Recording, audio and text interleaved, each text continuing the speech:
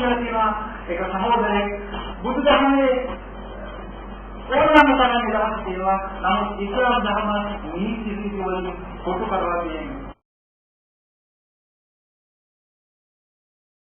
ඔබට මේ පැවසු සහෝදරයනා බුද්ධ ධර්මයේ මූලික කරුණ හරියට දන්න කෙනෙක් වෙන්න බෑ.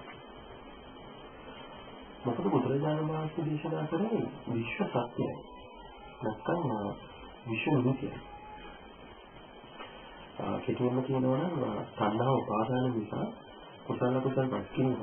ඒ නිසා සංසාරේ සැරිසෙන්නක් පිළිබඳව. ඉතින් බුදුරජාණන් වහන්සේගේ ධර්මයේ යම් තාක් දුක්ඛ ගන්නකොට ස්වයං සම්පූර්ණ නැත්නම් self discipline ඇති කරගන්න. මේ සඳහා පංචේ අටසේ සාමාන්‍ය දසම උපසම්පදා කියලා සීල ශික්ෂණ දේශනා කරලා තියෙනවා. බෞද්ධයෙකුට පමණක් නෙවෙයි ඕනෑම කෙනෙකුට පස්පල් කරමින් දසාවශයක් කරමින් ඕනෑම විදිහට ජීවත් වෙන්න ඉඩකඩ නිදහස තියෙනවා. නමුත් මෙලෙස කෞකම් කරන සමාජ නීති කඩන මනුෂ්‍ය ධර්ම වලට පිටුපාන නැත්නම් රටේ නීති කඩන අයට එක මෙලොව දඬුවම් ලබන්න සිද්ධ වෙනවා. දෙක මෙලොව ගුණධර්ම මිනිස්සුන්ගේ ගැරහීම් වලට අපහසුතාවයට ලක් වෙන්න සිද්ධ වෙනවා. තුන මරණයෙන් පසු නිවේද නැත්නම් බුදුතියට යන්න සිද්ධ වෙනවා. මෙන්න මේක තමයි විශ්ව නීතිය. නැත්නම් ස්වභාව ධර්මයේ නීතිය. මේක බුදුරජාණන් වහන්සේ ධර්ම නීතිය නෙමෙයි. මේක දිව්‍යඥාන වහන්සේ කියන ධර්ම නීතිය නෙමෙයි. සර්ව සමෝධනේ කියනවා දැනට ලෝකෙට ගැලපෙන්නේ බුදුදහමයි. අවදානය ඔබ එසේ කියන්නේ මොකේද? ඔබ අදදී තිබෙනවා අනුත්තරන්නේ මේ ලෝකයේ බොහෝ ආගම් තිබෙනවා.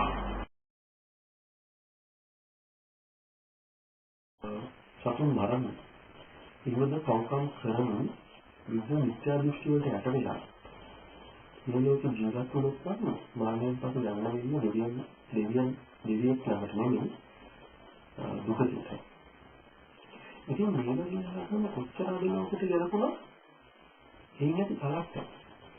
මොකද මේ දෙවියන් අදහන මේ කවුකම් කරන අය මානවයන් පසු දිව්‍යලෝකයකට ගෙනියන්න කවුරු දෙවියෙක් ඉදිරියට වෙනවා. කොහොම අපායකම තමයි. නැත්නම් මුදලීට තමයි අදගෙන යන්නේ. මේක තමයි විශ්ව නීතිය. මේක තමයි ස්වභාව ධර්ම නීතිය. නමුත් එකදයක් මම අවධානයෙන් කියා සිටින්න ඕන.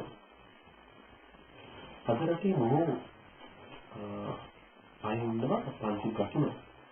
ඒතරම චතුර්සිතින් සැහැල්ලුවෙන් ප්‍රීතිය ජීවිතය ගත කරන පිළිතුරු බෞද්ධය. ඉතින් ඔබ සේවන්තට ගිහින් පන්ති ගන්න භාවනා කරනවා. වෙනම සත්‍ය සාරත්තු ඔබට දෙනවම සමතෙන්න පුළුවන්. අනිත් එක ඔබගේ මේ සියලුම ප්‍රශ්න එතකොට විසඳෙනවා. සම්බෝධන අපේ තමයි විශ්වනාථලගේ සමහරවිට ඔබ සමාජයට පත් කරලා තියෙනවා. ඔබ හරින් යන්න එපා ස්වාමීන් වහන්සේලාගෙන් සෝවාන් වුණා. රහත් වුණා කියලා. ඔබට මේ වගේ දෙයක් ලැබුවා උන්වහන්සේලා ඔබට ප්‍රකාශ කර දෙන්නේ නැහැ. ඔබ ප්‍රථම ඔවුන් අල්ලාහ දෙවියන්ව පෙන්නනවා. දැන් අල්ලාහ දෙවියන් ළඟට නැගෙනෙක් පෙන්නනවා. අන්න ඉන්නපසු ඔබ ඔය කැමතිදා ඉන්න උන්වහන්සේලාගේ ලාභ. අන්නේ තමයි සාධාරණ ක්‍රියාපිළිවෙත. ඒ සමහරවිට ඉන්නේ ඉන්න වැඩිහිටියේ නොවේ. අපි ලෝකයේ ඉන්නකම අනිත් ආගම් කොහොමද කියන්නේ? දුර්කේන්ද්‍රීය ඉස්ලාම් ක්‍රිස්තියානි වගේ ආගම් ඉගෙන කිසිම බලක් නැහැ. මොකද ඉවෙන් ආගම් නිර්මාණය කරනකොට යන්තම් භාවනා කරලා නැත්නම් කර්ම විරෝධීකින් මහා බස්නා මගේ අය දුටු අය විසින් බුදු ධර්මයේ ගැඹුරු බව.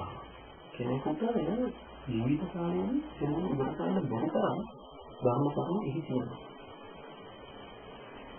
නමුත් මතක තියාගන්න මොනවාද ඉගෙනගෙන ඉවර කරන්න පුළුවන්, ළඟා කරගන්න පුළුවන් ධර්මයක් නෙමෙයි. නිවන අසක්කවසයි. නිවන ලබා ගන්න මාර්ගය හරියටම පැහැදිලිව දේශනා කරලා තියෙනවා. මේ දේශනාවෙන් තමයි ඉන්නේ ඉන්න බෑ. ඔබ ඉන්නේ එළියට.